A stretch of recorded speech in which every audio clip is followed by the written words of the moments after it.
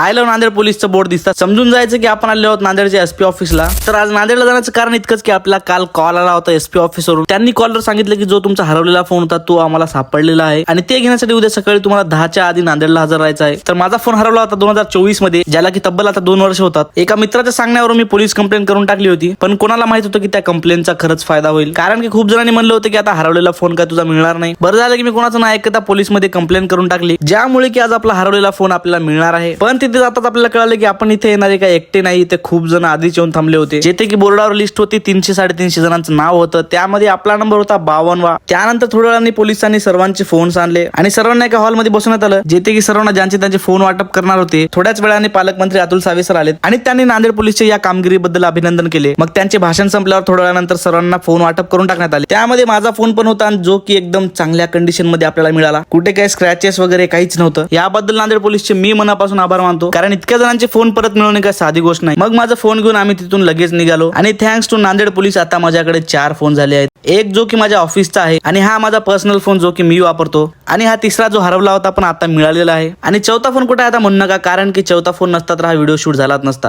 तर मंडळी, आजचा व्लॉग कसा वाटला मला नक्की कमेंट मध्ये सांगा आणि भेटूया नवीन एका मिनी व्लॉग सोबत.